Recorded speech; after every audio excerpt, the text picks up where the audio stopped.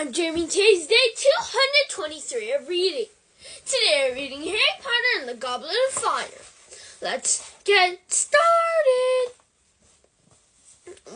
Today we're going to read page 104. You're allowed to go.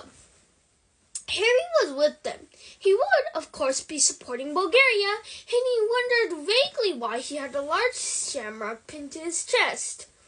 Ron, meanwhile, was absentmindedly shredding the shamrocks on his hat. Mr. Weasley, smiling slightly, leaned over to Ron and tugged the hat out of his hands. "You'll be wanting that," he said, "once Ireland have had their say." "Huh?" said Ron, staring open-mouthed at the Viola, who had now lined up along one side of the field. Hermione made a loud tutting noise. She reached up and pulled Harry back into his seat. "Honestly," she said. "And now," roared the Bagman, "climbing, put your wands in the air for the Irish national team mascots." Next moment, what seemed to be a great green and gold comet then came zooming into the stadium. It did one circuit of the stadium, then split into two smaller comets, each hurtling toward the goalpost. A rainbow arced suddenly across the field, connecting the two balls of light. The crowd oohed and awed as though at a fireworks display. Now the rainbow faded, and balls of light reunited and merged. They had formed a great shimmering shamrock, which rose up into the sky and began to soar over the stands. Something like golden rain seemed to be falling from it. "Excellent!" yelled Ron as the shamrocks soared over them, and heavy gold coins rained from it, bouncing off their heads and seats. Squinting at the shamrock, Harry realized that it was actually comprised of thousands of tiny little bearded men with red vests, each carrying a miniature lamp of gold or green. "Leprechauns," said Mr. Weasley over the tumultuous applause of the crowd, many of whom were still fighting and rummaging under their chairs to retrieve the gold. "There you go," Ron yelled happily, stuffing a fistful of gold coins into Harry's hand from the omnioculars. "Now you've got to buy me a Christmas present. Ha!" The great shamrock dissolved. The leprechauns drifted onto the field on the opposite side of the Viola and settled themselves cross-legged to watch the match. "And now, ladies and gentlemen, kindly welcome the Bulgarian national Quidditch team. I give you Dimitrov." A scarlet-clad figure on a broomstick, moving so fast it was blurred, shot out onto the field from an entrance far below. So wild applause from the Bulgarian supporters. Ivanova, a second Scarlet Road player, zoomed out.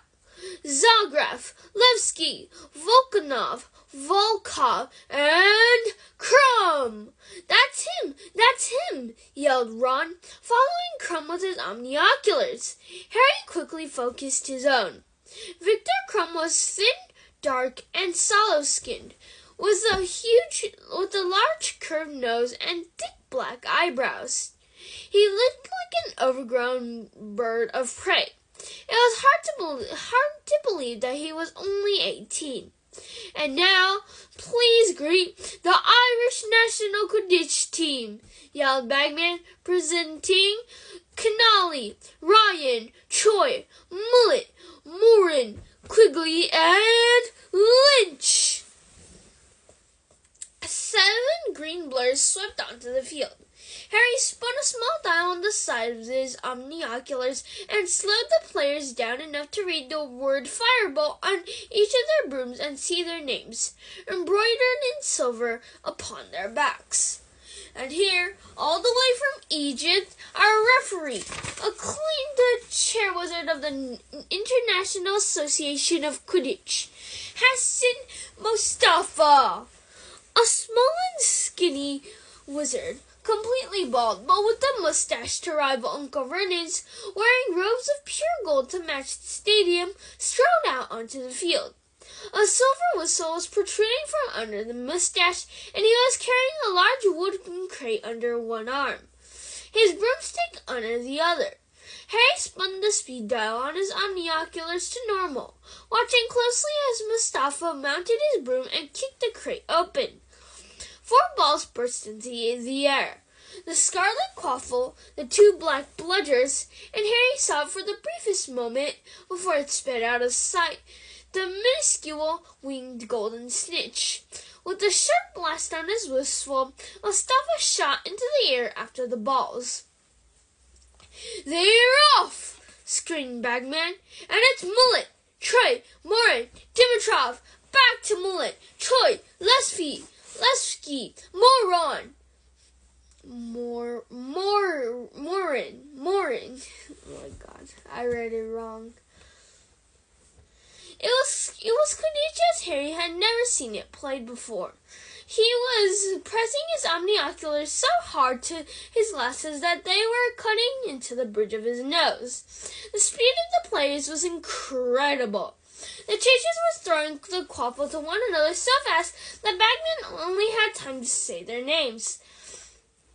Harry spun the slow dial on the right of his omnioculars, pressed the play-by-play button on the top, and he was immediately watching in slow motion, while glittering purple lettering flashed across the lenses, and the noise of the crowd pounded against his eardrums.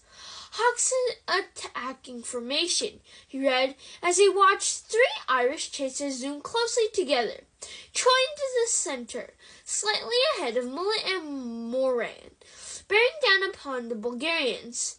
Poor Scoffploy flashed up next, as Troy made as though to dart upward with the quaffle, drawing away the Bulgarian chaser Ivanova, and dropping the quaffle to Moran. One of the Bulgarian beaters, Volkov, swung hard at a passing bludger with a small club, knocking it into Moran's path.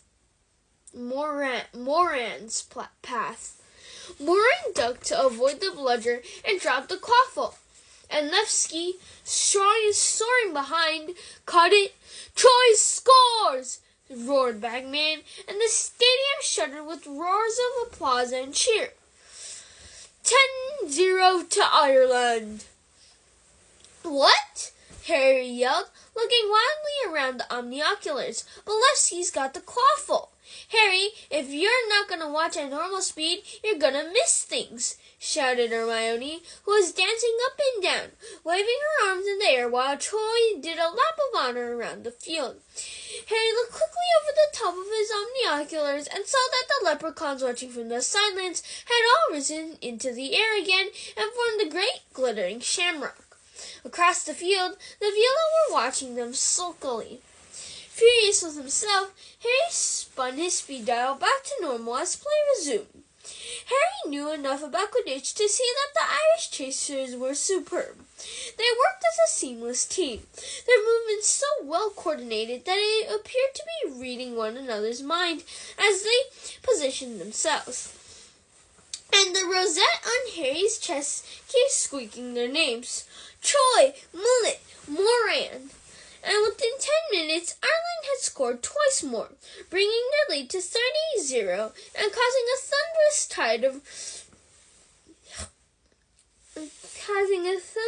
tide of roars and applause from the green-clad supporters.